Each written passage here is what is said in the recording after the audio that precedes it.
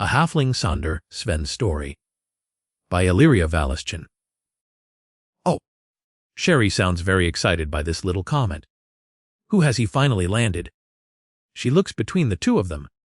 Frit goes beet red, like the vibrant red cherries in the pie they are eating, looking over horrified at his friend, the sheer shock making it impossible for him to respond to his mother's question.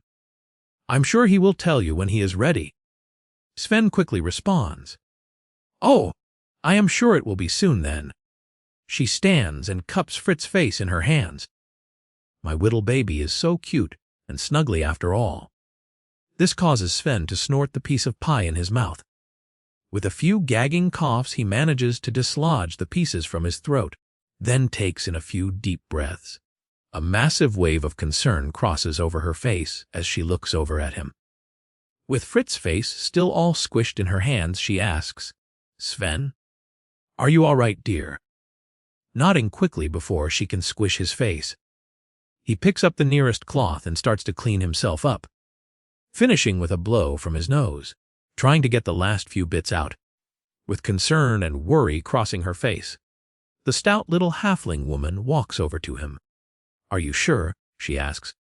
Yup, just some cherry up my nose. He quickly replies. This stops her from doing anything. Oh, all right, she says, returning to her seat. Is there a lucky girl for you out there, Sven? Have you started to chase anyone? I'm not certain on that, he says, blowing his nose once more. What do you mean, Sven? The concern still visible on her face. Only one chase so far. I don't know if that counts yet, he says while wiping his nose. She beams a bright smile. Well, it most certainly is a start. You both are growing up so fast. With one last blow of his nose, he finally manages to get the last chunk out, then looks up at her with a small smile before taking up his treat and continuing to indulge in its wonderful flavor. Meanwhile, Frit nibbles at his own treat, his complexion staying the same as the cherries in the pie. Both boys quickly finish the rest of the treat in awkward silence, neither of them wishing to draw more attention to the halflings they have chosen. Well, thank you for the pie. I think I am going to go for a walk now.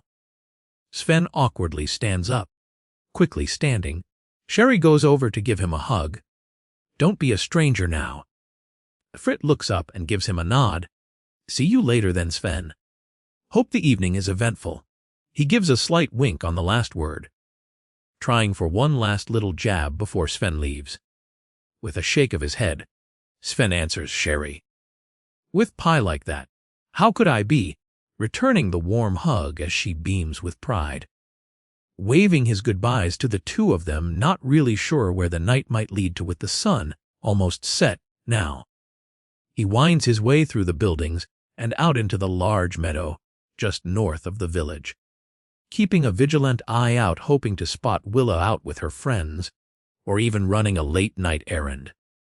As luck would have it, it appears that she had the same idea as he did, for she was walking to the meadow as well, feeling excited to have another chance to chase. He quietly sneaks up close to her and calls out her name. She stops and listens. Willa? Sven calls out again playfully, wondering if she can even tell it is him calling. She lets out a soft giggle and runs for the nearest tree, hiding behind it. He follows closely after her, choosing a tree nearby. Willa! He calls out again to her with a little chuckling sound in his voice. All she can manage back is the soft, excited giggles of the chase that has engulfed her. She stays put behind the tree as her left hand clenches over her heart, leaning to the side to see if he is approaching her hiding spot, her mind racing on her next move. A small twig snaps beneath his foot, and he pauses for but a moment. She moves slightly more around the tree, now knowing which side he has chosen.